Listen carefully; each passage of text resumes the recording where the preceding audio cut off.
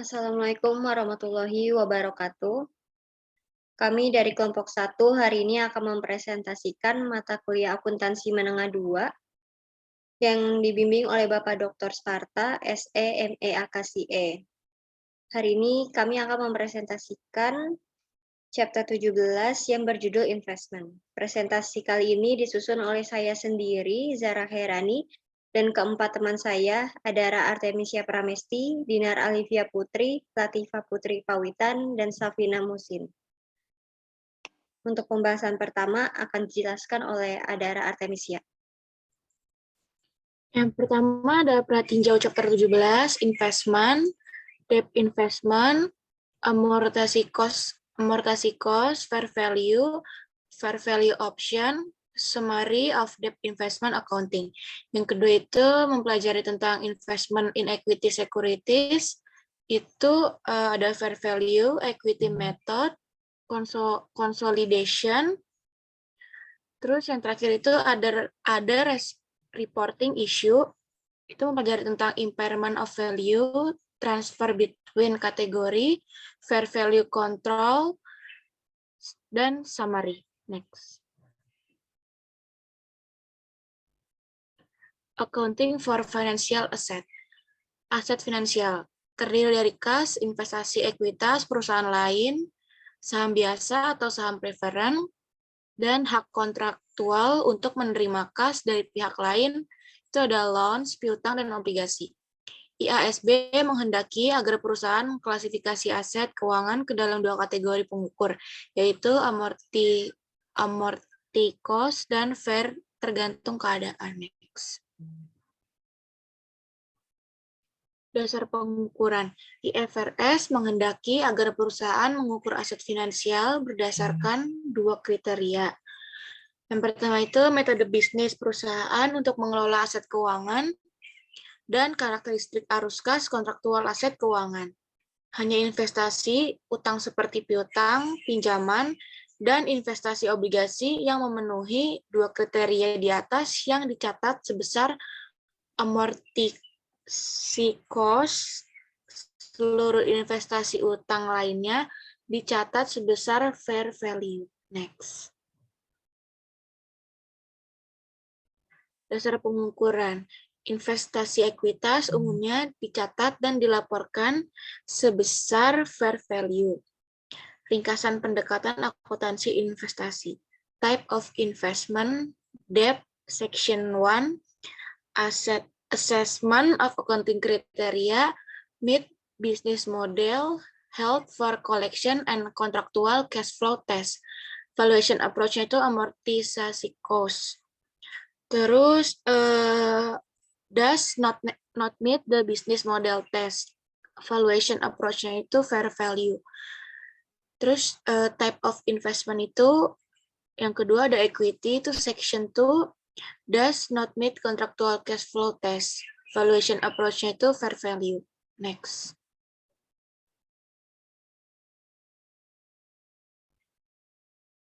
Debt investment. Investasi utang disifati oleh pembayaran kontraktual pada tanggal tertentu kas. Yang pertama itu pokok utang, dan yang kedua ada bunga atas pokok utang yang outstanding. Perusahaan mengukur investasi sebesar yang pertama amortisi cost atau fair value. Next.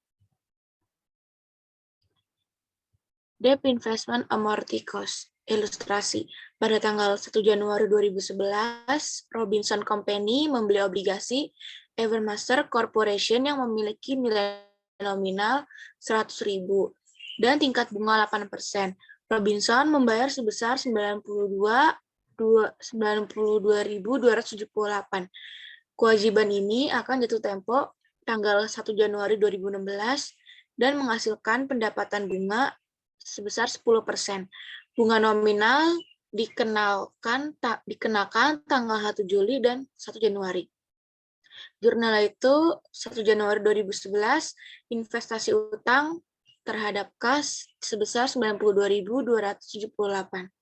Next. Debt investment amorti cost 8% bonds purchase to yield 10%.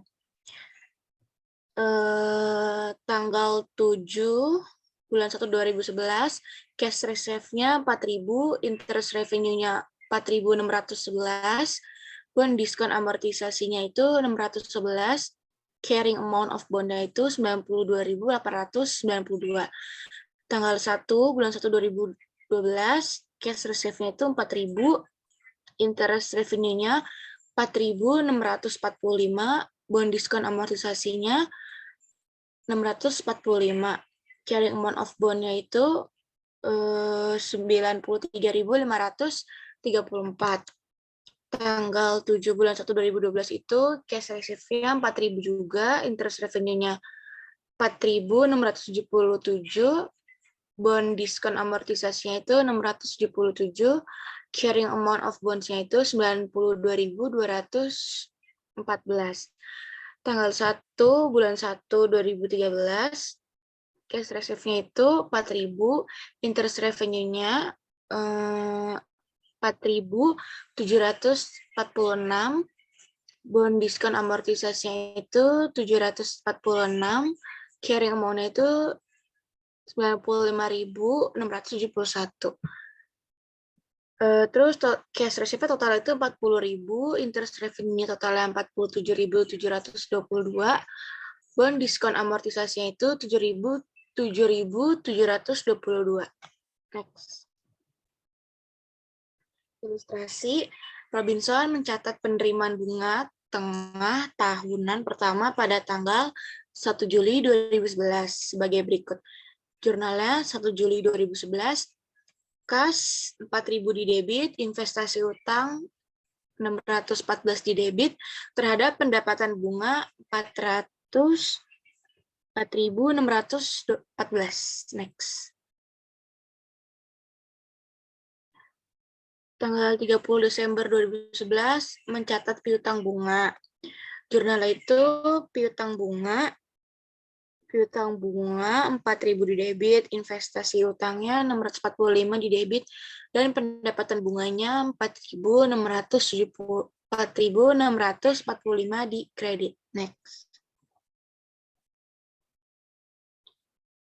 Laporan investasi obligasi sebesar amortisasi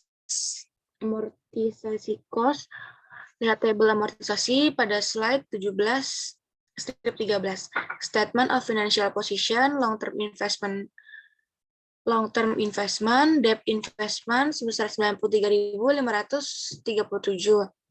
Current asetnya itu ada interest receivable sebesar 4.000. Income statement-nya itu other income and expense, itu interest revenue 9.259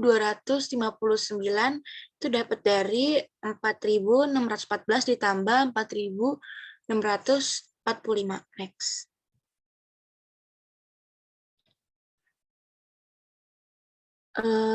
Debt investment amortisasi cost 8%, bond purchase to yield 10%. Cash reserve-nya itu totalnya ada 40.000, interest revenue-nya ada 47.722, bond diskon amortisasinya itu ada 7.722. Next. Ilustrasi, diasumsikan bahwa pada tanggal 1 November 2013, Robinson menjual investasi pada kurs 99,75 ditambah bunga. Robinson mencatat amortisasi diskon sebagai berikut. 1 November 2013, jurnal itu investasi utang terhadap pendapatan bunga sebesar 522.000. Itu dari 4/6 dikali 783. Next. Perhitungan keuntungan atau kerugian realisasi. Selling price of bond exclusive of accrued interest sebesar 99.750. Less book value of bond on January 1, 2013. Amortisasi cost Juli tanggal 1 2013 itu sebesar 95.671. Add-nya diskon amortisasi for the period Juli 1 2013. Itu November 1 2013 itu sebesar 522.000. itu dikurang jadi 96.193. Gain on sale of bond-nya itu jadi 3.557 itu dikurang 99.750 dikurang 96.193. Jurnalnya itu ada kas 102.417. Di debit pendapatan bunganya itu 2.667. Itu dari 4/6 dikali 4.000. Investasi utangnya itu 96.193 di debit, di kredit, dan laba penjualan investasi utang 3.557 di kredit. Next. Debt investment fair value. Investasi utang pada nilai wajar mengikuti perlakuan akuntansi yang sama dengan investasi utang yang dimiliki untuk penagihan selama periode pelaporan, yaitu dicatat sebesar biaya perolehan diamortisasi. Namun pada setiap tanggal pelaporan perusahaan, itu menyesuaikan biaya perolehan diamortisasi ke nilai wajar, dan keuntungan atau kerugian yang belum direalisasi dilaporkan sebagai bagian dari laba bersih atau metode nilai wajar. Next.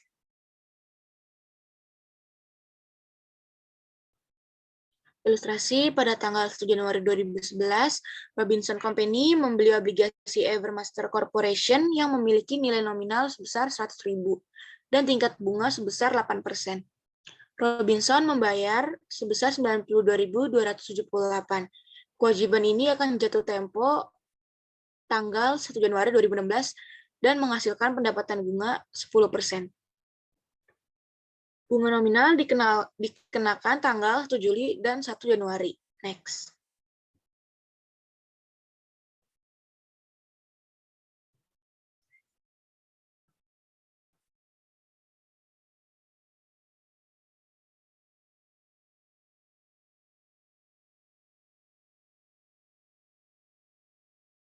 Selanjutnya akan dijelaskan oleh Dinar. Selanjutnya, jurnal yang dibuat sama dengan pada DI AC itu 1 Januari 2011 di debit itu ada debt investment sebesar 92.278, pada cash di kredit sebesar 92.278.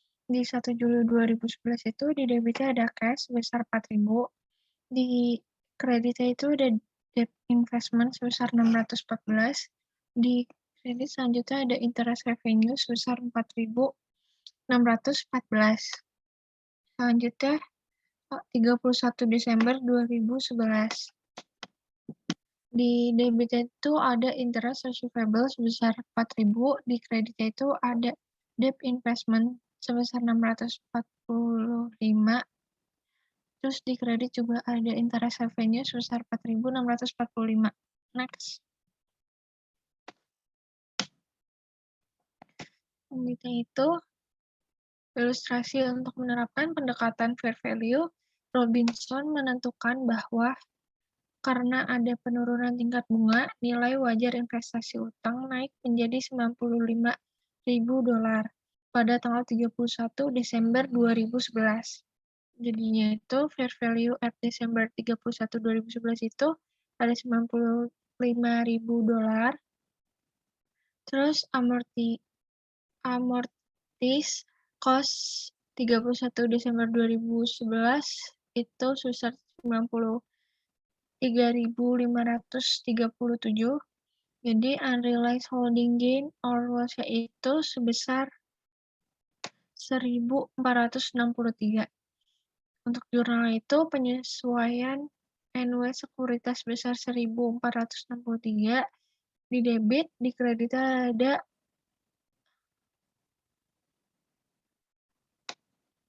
LR kepemilikan YBD income sebesar 1.463. Next.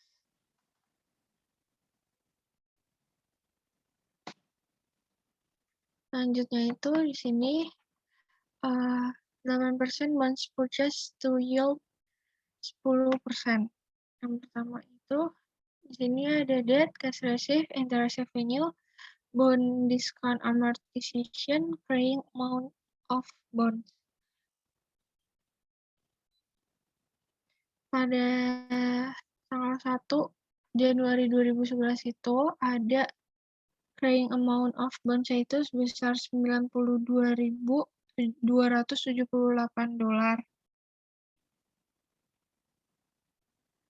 Terus di tanggal 7-nya itu cash receive sebesar $4.000, interest revenue-nya sebesar $4.614, bond discount amortisasi sebesar $614. Carrying amount of bond-nya itu $92.892.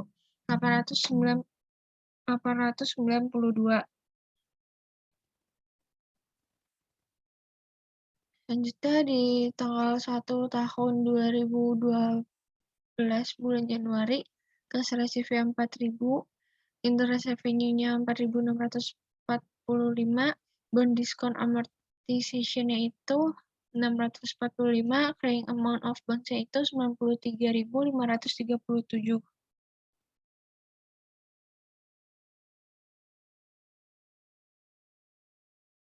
Selanjutnya di tanggal 7 Januari 2012 itu carrying reserve-nya sama 4.000, interest revenue-nya sebesar 4.677, diskon bond amortisasi itu 677, terus carrying amount of bonds itu 94.214. Untuk total cash reserve keseluruhannya ada $40.000. Di interest revenue totalnya itu ada $47.722. Bond discount amortization-nya itu totalnya $7.722. Next.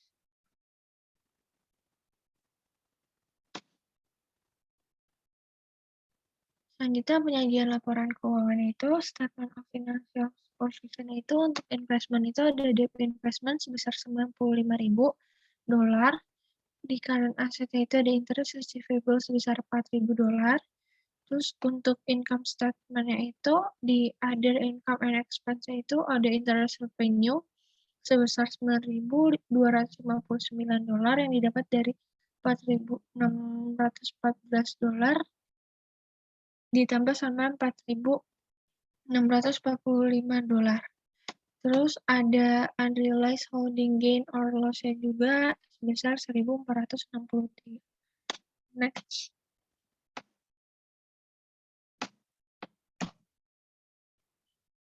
Selanjutnya itu ilustrasi pada tanggal 31 Desember 2012 jika nilai wajar investasi sebesar $94.000. Sini ada debt investment 31 Desember 2012.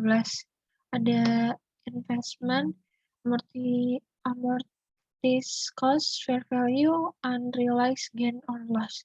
Yang pertama investment itu ada Evermaster Corporation 10% bonds. Terus amortized cost-nya itu $94.925.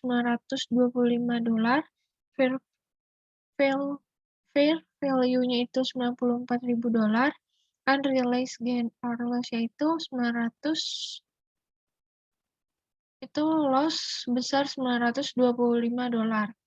Terus dikurang sama previous securities fair value adjustment balance itu sebesar 1.463. Jadi untuk securities fair value adjustment-nya itu ada dua loss sebesar $2.388. Jadi untuk laba rugi kepemilikan YBD income itu sebesar 2.388 di debit, terus di kredit itu penyesuaian investasi sekuritas sebesar 2.388. Next.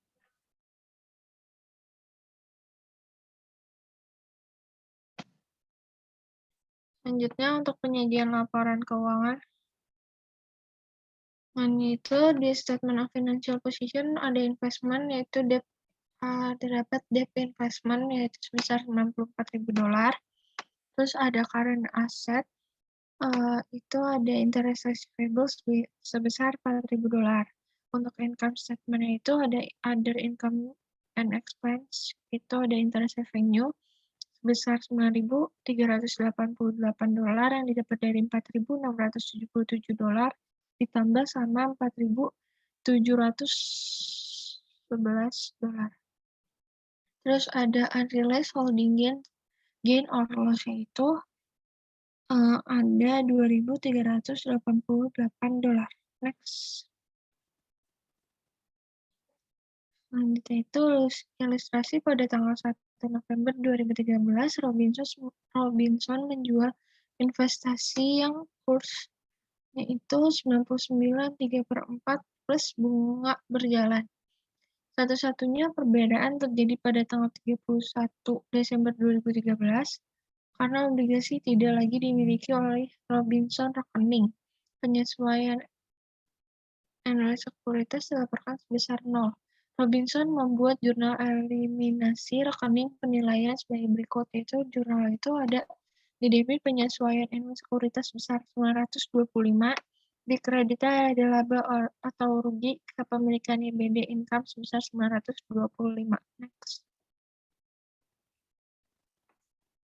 Selanjutnya ini untuk income effect on debt investment-nya dari 2011 sampai 2013. Yang atas itu untuk metode fair value-nya. Yang atas itu untuk fair value-nya, yang bawah itu untuk amortized cost-nya. Next. Selanjutnya ilustrasi Web Corporation memiliki dua investasi utang yang dicatat sebesar fair value posisi investasi per 31 Desember 2011 adalah, di sini ada debt investment portfolio. Pada 31 Desember 2011, di investment itu ada Watson Corporation 8% bonds, amortized cost-nya itu $93.537, per value-nya itu $103.600, unrealized gain or loss-nya itu ada $10.063. Terus investment-nya ada Anacom Corporation 10% bonds, amortized cost-nya itu $200.000, fair value-nya itu $180.400, unrealized gain or loss itu loss besar 19.600. Jadi total of portofolionya itu untuk amortized cost-nya itu ada $293.537, dan untuk fair value-nya itu sebesar $284.000. Nah, untuk unrealized gain or loss-nya itu jadinya tuh loss sebesar $9.537. Terus ada tambahan untuk previous securities fair value adjustment balance-nya itu kan 0, jadinya securities fair value adjustment-nya itu sebesar $9.537. Next. Selanjutnya ilustrasi web membuat jurnal penyesuaian pada tanggal 31 Desember 2011 untuk mencatat penurunan nilai dan untuk mencatat rugi sebagai berikut, yaitu di debit ada laba atau rugi kepemilikan IBD income sebesar 9.537, pada kredit penyesuaian NW sekuritas sebesar 9.537. Next. Selanjutnya, ilustrasi penyuluhan investasi. Pada tanggal 1 Juli 2012, Web Corporation menjadi obligasi dengan harga $90.000 saat obligasi tersebut memiliki amortized cost sebesar $94.214. Amortized cost-nya itu Watson Bonds itu sebesar $94.214 dikurang sama selling price of bonds-nya itu sebesar $90.000. Jadi loss on sale of bonds-nya itu besar $4.214. Untuk jurnalnya ada kas di debit sebesar 90.000, terus di debit juga ada rugi penjualan investasi utang sebesar 4.214, dikredit ada investasi utang sebesar 94.214.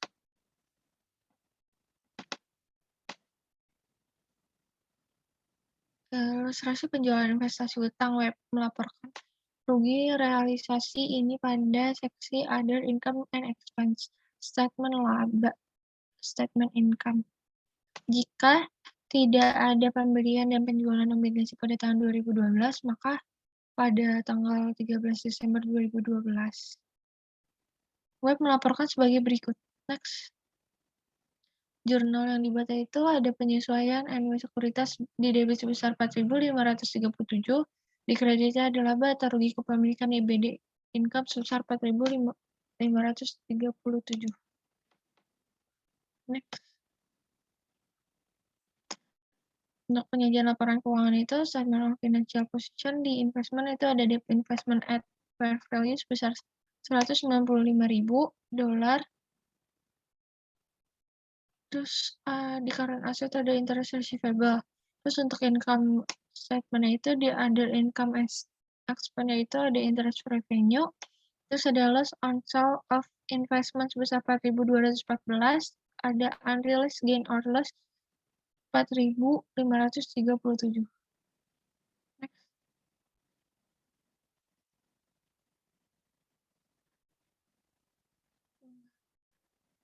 Selanjutnya, fair value option. Perusahaan memiliki opsi untuk melaporkan aset keuangan pada nilai wajar. Opsinya adalah diterapkan berdasarkan instrumen by instrumen basis dan umumnya tersedia hanya ketika perusahaan pertama kali aset finansial atau menimbulkan kewajiban finansial.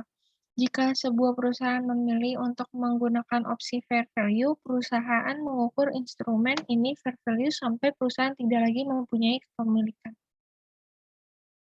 Next.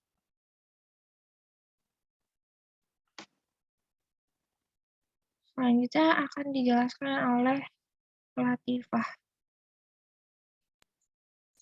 Selanjutnya ada ilustrasi dari fair value option. Hardy Company membeli obligasi yang dikeluarkan oleh German Central Bank. Hardy merencanakan untuk memiliki investasi utang tersebut sampai jatuh tempo dalam 5 tahun. Pada tanggal 31 Desember 2011, amortized cost investasi ini adalah 100.000 euro. Dan fair value pada tanggal 31 Desember 2011 adalah 113.000 euro. Jika Hardy memiliki opsi fair value, perusahaan membuat jurnal pada tanggal 31 Desember 2011 sebagai berikut.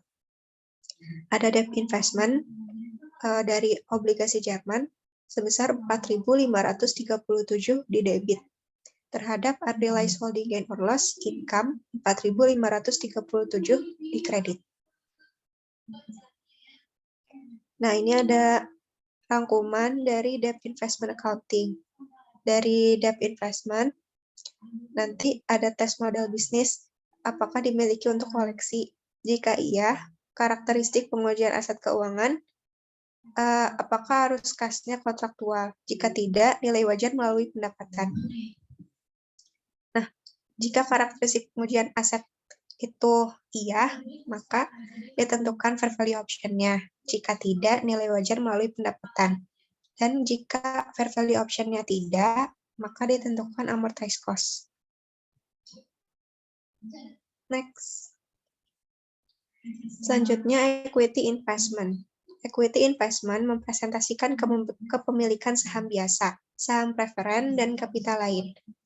Yang pertama itu biaya mencakup harga sekuritas, dan komisi dan fee broker dicatat sebagai biaya. Besar kecilnya kepemilikan saham sebuah perusahaan atau investi oleh sebuah perusahaan lain atau investor akan menentukan perlakuan akuntansi investasi.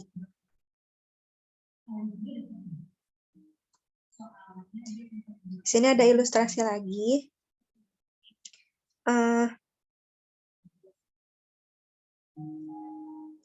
Next. Equity investment. Ini slide yang tadi, next. Nah, ilustrasinya tingkat pengaruh menentukan metode akuntansi.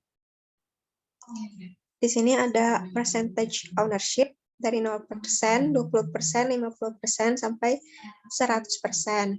Nah, level of influence itu ada liter or none. Valuation methodnya fair value method.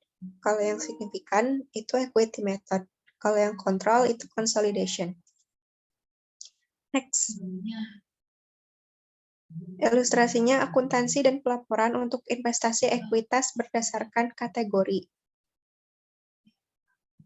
Untuk kategori yang holding less than 20%, itu ada yang trading, ada non-trading. Untuk yang valuation, itu sama, non-trading atau trading itu fair value. Untuk unrealized holding gain or loss, yang trading itu mengakui pada net income. Kalau yang non-trading, mengakui pada other comprehensive income, dan a separate component of equity. Dan untuk other income effect-nya, itu sama, trading sama non-trading, dividend declared, gain on losses from sale. Selanjutnya untuk holding between 20% dan 50%, valuation-nya equity. Unrealized holding gain or loss-nya not recognized, tidak diakui. Dan other income effect-nya proportionate share of investees net income. Nah, selanjutnya untuk holding more than 50%, valuation-nya itu consolidation. Dan untuk unrealized holding gain or loss, itu not recognized. Dan other income effect-nya not applicable. Next. Equity investment at fair value. Berdasarkan IFRS, investasi ekuitas dapat dianggap sebagai trading atau held for trading. Aturan akuntansi dan pelaporan. Yang pertama, investasi dinilai sebesar nilai wajar. Dan yang kedua, mencatat laba dan rugi yang belum direalisasi dalam laba bersih. Next. Next. Selanjutnya, IFRS membolehkan perusahaan untuk mengklasifikasi sebagian investasi ekuitas sebagai non-trading. Aturan akuntansi dan pelaporannya yang pertama, investasi dinilai sebesar nilai wajar, sama kayak trading. Dan mencatat laba dan rugi yang belum direalisasi dalam other comprehensive income. Next. Ilustrasi. Pada tanggal 3 November 2011, Republik Corporation membeli saham biasa 3 perusahaan yang porsinya kurang dari 20% dari total kepemilikan. Ini ada Burberry, biayanya itu 259.700 euro, dan untuk Nestle,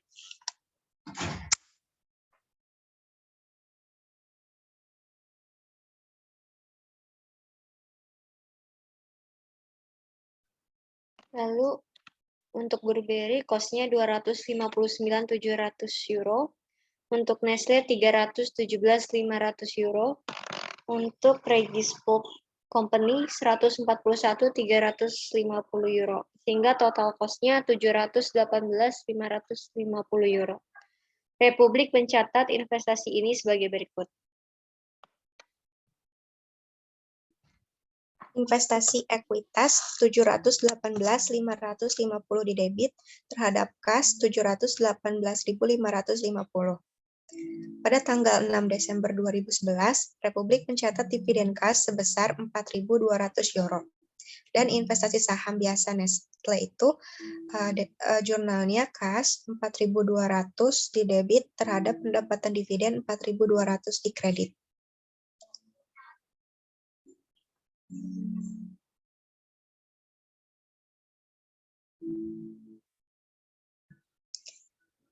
Selanjutnya, pada tanggal 31 Desember 2011, portofolio investasi sekuritas memiliki nilai buku dan nilai wajar sebagai berikut. Equity Investment Portfolio pada tanggal 31 Desember 2011. Untuk investment itu kan ada 3, Burberry, Nestle, sama Regis Pulp Corporation. Total portofolionya carrying value itu 718.550 euro. Dan untuk fair value-nya, yang Burberry itu 275.000 euro, yang Nestle 304.000 euro, dan yang Regis Bulk Corporation itu 104 euro. Total portofolionya untuk fair value 683.000 euro. Dan untuk unrealized gain or loss-nya, yang Burberry itu 513 euro. Dan untuk yang Nestle itu 13.500 itu loss, dan untuk Regis Bulk Corporation 37.350. Nah, itu juga loss. Nah, maka total portofolionya itu untuk yang unrealized gain or loss 35.550. Itu rugi. Selanjutnya, previous securities fair value adjustment balance. Securities fair value-nya itu 0, adjustment kredit 35.550 itu loss. Nah, untuk jurnalnya, unrealized holding gain or loss income 35.550 terhadap fair value adjustment 35.550. Pada tanggal 23 Januari 2012, Republik menjual seluruh saham biasa Burberry dengan menerima uang sebesar 287.220 euro. Perhitungannya, net proceed from sale 287.220 euro, dan untuk biaya dari saham Burberry-nya itu 259.700, maka laba atau rugi dari sahamnya itu dikurangi jadi 27.520. Untuk jurnalnya ada cash 287.220 di debit terhadap equity investment 259.700 di kredit, dan gain on sale of investment 27.520 di kredit. Jika pada tanggal 10 Februari 2012, Republik membeli saham biasa Continental Trucking sebesar 255.000 euro. Itu dari 20.000 lembar dengan harga 12,75 euro per lembar. Plus komisi broker sebesar 1.850 euro. Portofolio investasi ekuitas Republik pada tanggal 31 Desember 2012 adalah sebagai berikut. Ini ada equity investment portfolio tanggal 31 Desember 2012. Untuk total portofolionya pada carrying value 713.850. Untuk total portofolio pada fair value 779.950 euro. Dan untuk unrealized gain or loss-nya 66.100. Itu gain. Dan previous securities fair value adjustment balance on credit 35.550. Itu loss. Dan securities fair value adjustment di debit jadi 101.650 euro. Next.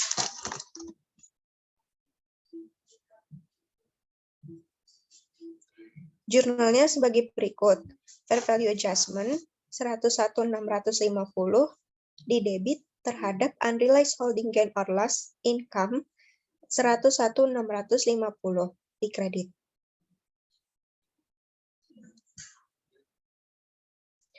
Selanjutnya ada contoh dari equity investment atau OCI.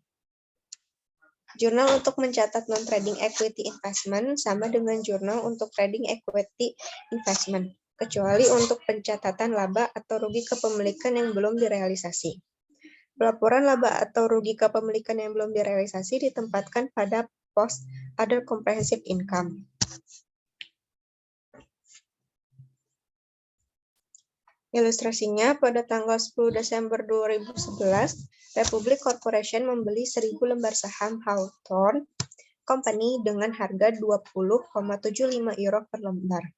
Total cost-nya 20.750 euro. Porsi investasi ini kurang dari 20% dari total saham investasi. Hawthorne adalah distributor produksi yang dihasilkan oleh Republik di lokasi tertentu yang aturan hukumnya menghendaki jenjang kepemilikan saham minimum. Investasi pada Hawthorne telah memenuhi aturan tersebut. Republik memperlakukan investasi ini sebesar nilai wajarnya. Jurnalnya itu ada equity investment dari Hawthorne 20.750 di debit terhadap cash 20.750 di kredit. Selanjutnya akan dijelaskan oleh Zahra Hairani. Lalu ada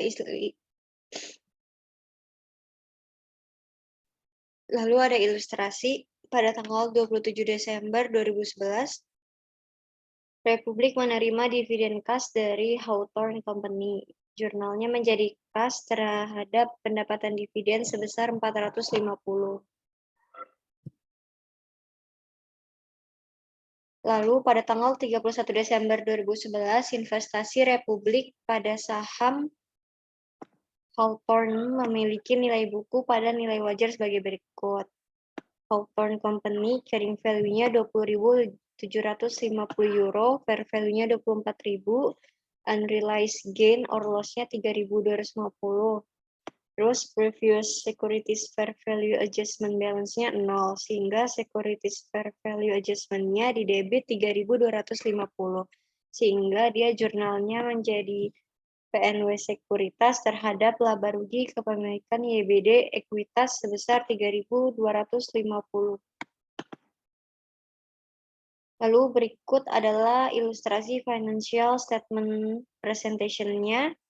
Di sini statement of financial position ada investment, equity investment-nya 24.000 euro, equity-nya accumulate other comprehensive gain 3.250. Lalu statement of comprehensive income-nya, other income and expense-nya ada dividend revenue sebesar 450 euro, other comprehensive income untuk unrealized holding gain-nya 3.250. Lalu ilustrasi berikutnya, pada tanggal 20 Desember 2012, Republik menjual seluruh saham biasa dan menerima kas sebesar 22.500, sehingga perhitungannya itu net process from sale-nya 22.500 euro, cost of Hawthorne shares-nya 20.750, sehingga gain on sale of share-nya 1.750. Lalu jurnalnya menjadi kas di debit sebesar 22.500 terhadap investasi ekuitas di kredit sebesar 20.750 dan laba penjualan investasi ekuitas di kredit sebesar 1.750. Lalu ada laba rugi kepemilikan YBD ekuitas di debit sebesar 3.250 terhadap PNW Sekuritas di kredit sebesar 3.250.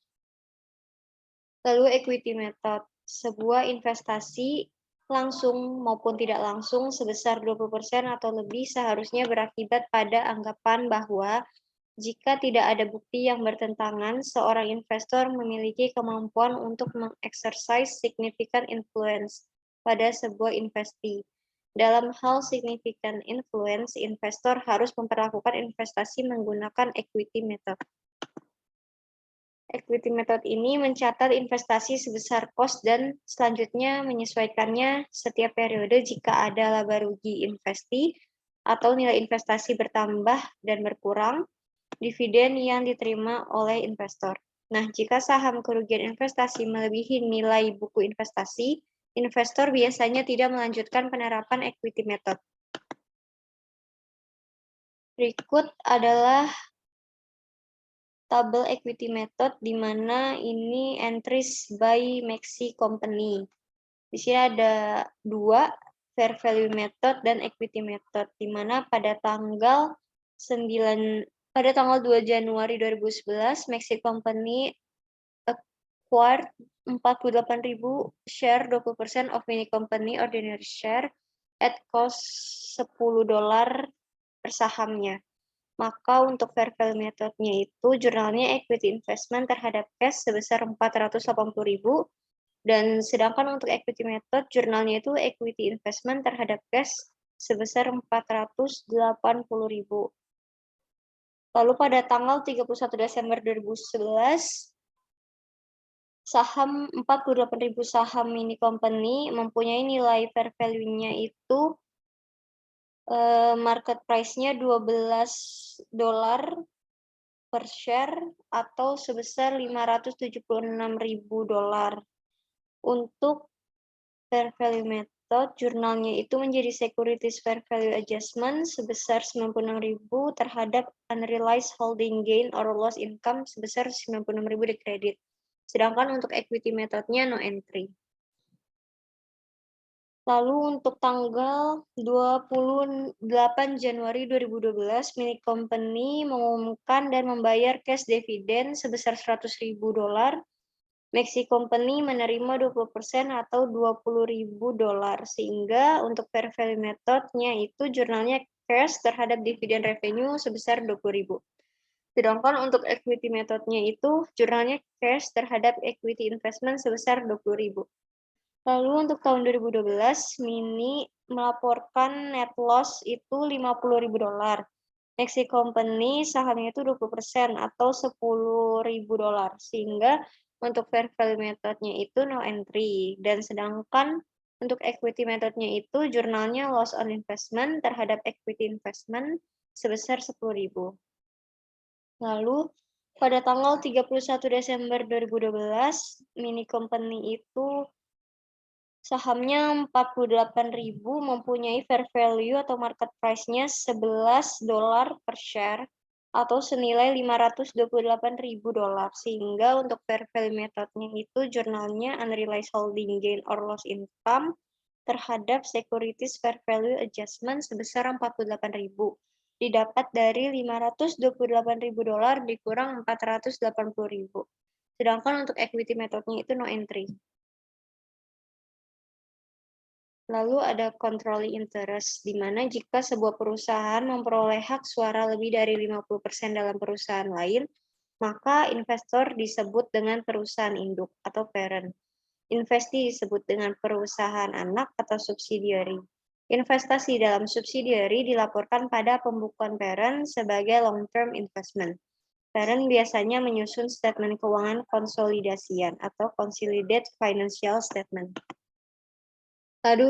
Lalu ada impairment of value. Untuk debt investment, perusahaan menggunakan impairment test untuk menentukan apakah it is probable that the investor will be unable to collect all amounts due according to the contractual terms. Impairment loss ini dihitung sebagai selisih antara nilai buku ditambah piutang bunga dan arus kas masa mendatang, ekspektasian yang didiskontokan dengan menggunakan investments historical effective interest rate. Lalu ilustrasi untuk impairment of value-nya ini pada tanggal 31 Desember 2010, Meihu Company memiliki investasi utang pada Bellovery Inc. yang dibeli pada nilai nominal seharga $200.000. Investasi ini berjangka 4 tahun dengan bunga tahunan sebesar 10% setiap akhir tahun dengan menggunakan historical effective interest rate-nya 10%. Investasi utang ini diklasifikasikan sebagai held for collection. Maka pertama-tama kita mencari atau mencatat itu pada tanggal 31 Desember 2011, contractual cash flow-nya itu $20.000. Untuk tahun 2012 itu 20.000, 2013 juga 20.000, dan 2014-nya 220.000.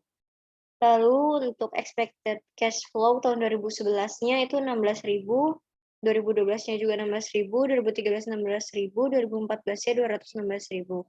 Lalu untuk loss of cash flow-nya pada tanggal 31 Desember 2011 itu 4.000 sampai dengan 31 Desember 2014, sehingga total cash flow, contractual cash flow-nya itu $280.000. Untuk total expected cash flow-nya itu $264.000. Untuk total loss of cash flow-nya itu $16.000. Lalu kita record investment-nya dicatat sebagai $200.000. Lalu kita kurangkan dengan present value of $200.000 selama 4 tahun dengan bunga 10% sesuai dengan tabel sebelumnya, di mana perhitungannya itu 200.000 dikali 0,68301 dapatnya 136.602. Lalu kita tambahkan dengan present value of $16.000 interest receivable annually untuk 4 tahun dengan bunga 10%. Itu kita dapat 50.718 dari 16.000 kali 3,16. Kita jumlahkan menjadi 187.312, sehingga loss on impairment-nya, recorded investment-nya 200.000, kita kurangkan dengan hasil yang tadi itu 187.312, sehingga loss on impairment-nya itu $12.688. Untuk jurnalnya, menjadi rugi impairment terhadap investasi utang sebesar 12.688. Lalu ada transfers between categories. Transferring sebuah investasi dari satu kategori ke kategori lain seharusnya hanya terjadi ketika bisnis model untuk mengelola investasi berubah. IASB mengharapkan perubahan ini tidak sering terjadi. Perusahaan memperlakukan perubahan antar klasifikasi ini prospectively pada awal periode akuntansi setelah perubahan dalam model bisnis. Berikut ilustrasinya, British Sky Broadcasting Group plc atau GBR memiliki portofolio investasi utang yang diklasifikasikan sebagai trading, yaitu investasi utang ini tidak held for collection, namun dikelola untuk menghasilkan laba dari perubahan tingkat bunga. Akibatnya, perusahaan menggunakan metode nilai wajar. Pada tanggal 31 Desember 2010, British Sky memiliki saldo investasi sebagai berikut. Kita mencatat debt investment sebesar €1.200.000. Lalu securities fair value adjustment-nya kita tambahkan 125.000 sehingga carrying value-nya itu 1.325.000. Lalu ilustrasi berikutnya, sebagai bagian dari proses perencanaan strategis yang diselesaikan pada kuartal keempat tahun 2010, manajemen British Sky memutuskan untuk beralih dari strategi lama, yang menghendaki manajemen aktif menjadi strategi held for collection untuk investasi utang.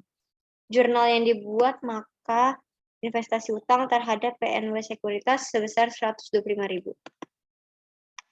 Lalu ada fair value kontroversi, yaitu pengukuran berdasarkan bisnis model, gains trading, liabilitas tidak dinilai secara wajar, dan fair value atau final comment.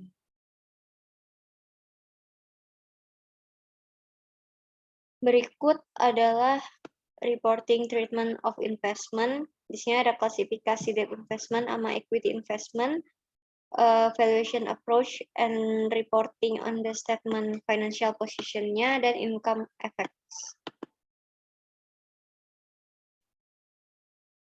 Exercise dan problem.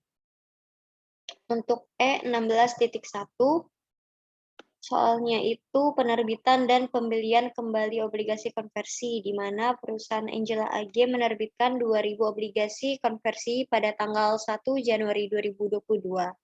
Obligasi tersebut memiliki masa berlaku 3 tahun dan diterbitkan dengan nilai nominal €1.000 per obligasi, memberikan total hasil sebesar €2 juta.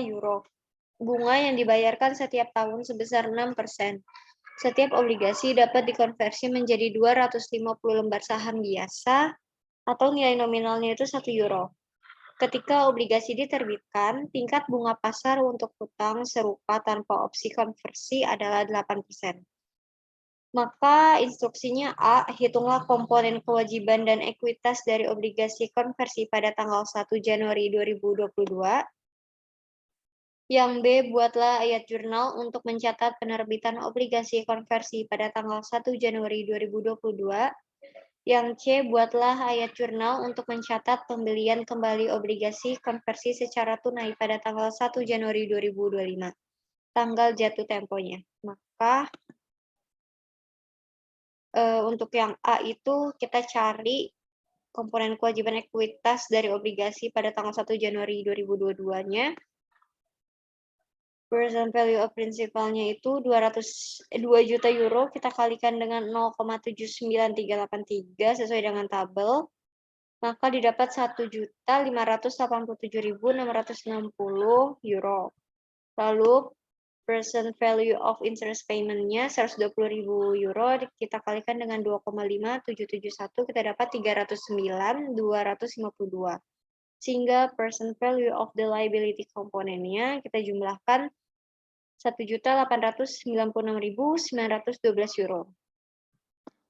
Dan setelah kita dapat, kita cari fair value of convertible debt-nya 2 juta, kita masukin.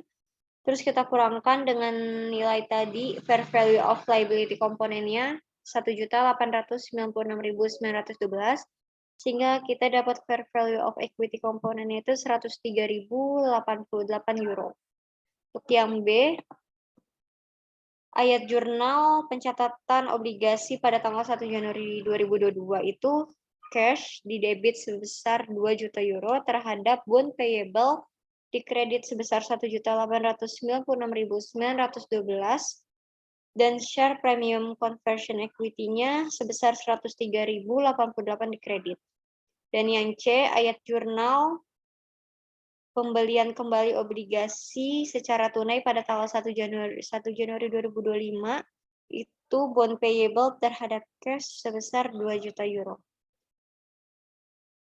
Berikutnya soal E16.9, penerbitan obligasi dengan waran saham pada tanggal 1 September 2022, Tokachi Group menjual 104 ditambah bunga yang masih harus dibayar 30.000 dari 8% 10 tahun, 10.000 nilai nominal, obligasi non-konversi dengan waran saham yang dapat dilepas. Setiap waran adalah untuk satu saham biasa dengan harga opsi tertentu, 1.500 per saham. Nilai bersih sekarang dari obligasi ditentukan sebesar 290 juta. Bunga dibayarkan pada tanggal 1 Desember dan 1 Juni. Buatlah dalam format jurnal umum ayat jurnal untuk mencatat penerbitan obligasi. Untuk jawaban E16.9 akan dijelaskan oleh Adara Artemisia.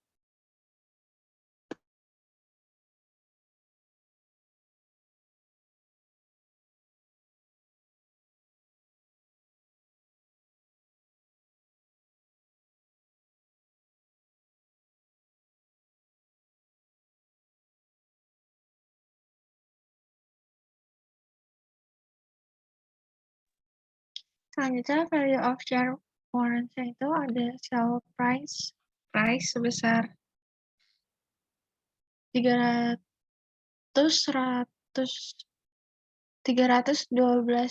juta, itu didapat dari 30.000 dikali sama 10.400. Selanjutnya ada present value of bonds, yaitu minus 290 juta.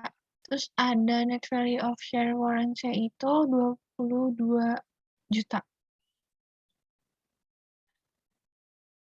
Terus ada accrued bonds interest to date of sale-nya itu ada face value of bonds sebesar 300 juta, interest rate itu sebesar 8%. Jadi annual interest-nya itu 24 juta. Accrued interest for 3 months-nya itu sebesar 6 juta, didapat dari 24 juta dikali 3 dibagi 12. Untuk journal entry-nya itu di debitnya itu ada cash sebesar 318 juta, itu didapat dari 312 juta dikali sama 6 juta. Ditambah sama 6 juta. Terus di kreditnya itu ada balance payable 290 juta. Di kredit selanjutnya ada share premium, share warrants, schedule 1, 22 juta. Bonds interest expense schedule 2-nya itu 6 juta. Next.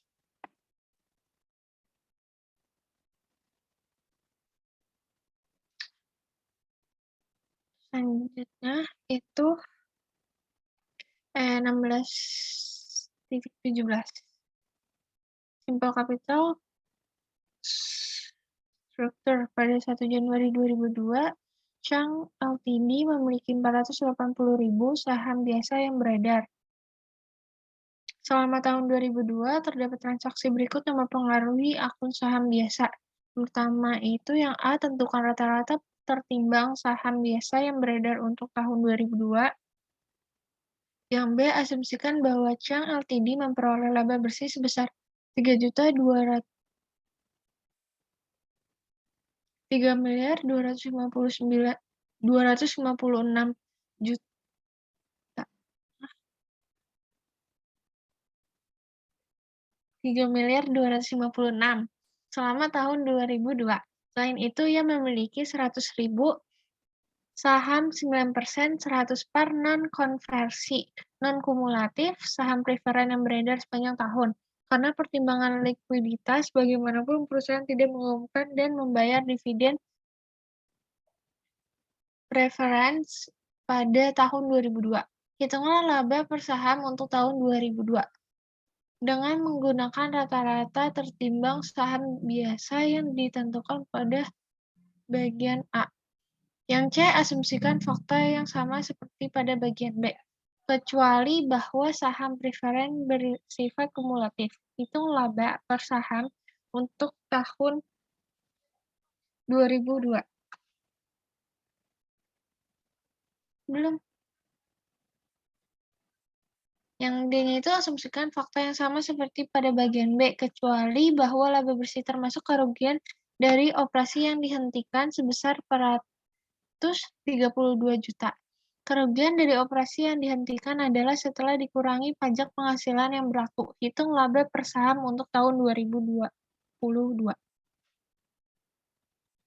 Next.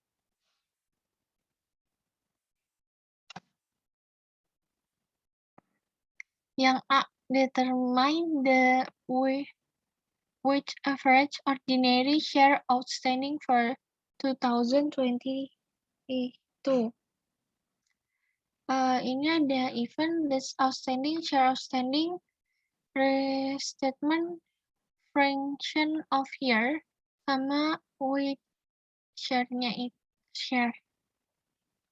Nah, untuk beginning balance ya, itu di share outstanding-nya itu pada Januari 1, Februari 1 itu udah 480.000. Restatement-nya itu 1,2 kali 3A. Terus fraction of year-nya itu ada 1/12. Weight share itu 144.000. Terus issued share itu dari Februari sampai Maret. Share outstanding-nya 600.000. Restatement-nya itu 1,2 kali 3. Fraction of year-nya itu 1/12. Weight share-nya itu 180.000. Terus share dividennya itu dari Maret sampai Mei. Share outstanding-nya itu 720.000. Restatement-nya itu 3A. Fraction of year-nya itu 2/12. Weighted share-nya itu 360.000. Terus required share Mei sampai Juni. Share outstanding itu 620.000. Restatement-nya itu 3, fraction of year-nya itu 1/12, weighted share-nya itu 155.000. Terus share split itu dari Juni sampai Oktober, share outstanding itu 1.860.000. Terus fraction year-nya itu 4/12, weighted share-nya itu 620.000. Terus free-issued share-nya itu Oktober sampai Desember, share outstanding-nya itu 1.920.000, fraction of year-nya itu 3/12, weighted share-nya itu 1.939.000. Yang B-nya itu earning per share-nya itu net income dibagi sama weighted average share-nya. Jadi 3M256 dibagi sama 1.939. Jadinya earning per share itu 1.679,22. Terus yang C, earning per share itu 3.256.000.000 dikurang sama 900.000 dibagi sama 1.939.000. Terus jadinya earning per share itu 1.678,75. Terus yang D itu net income itu 3.256.000.000, terus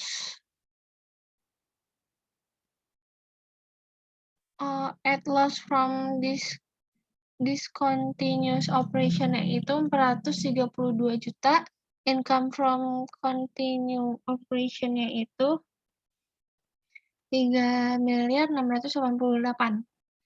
Jadi untuk yang A itu 3.688.000.000 dibagi sama 1.939.000 didapat jadi 1.902,01.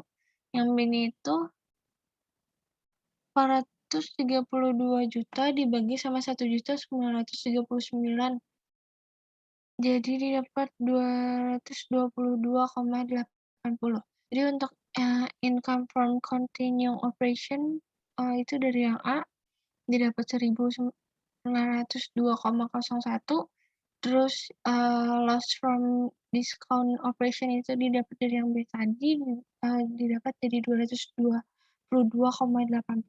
Jadi untuk net income itu didapat 1.679,21. Terima kasih. Sekian dari kelompok kami. Kurang lebihnya mohon maaf.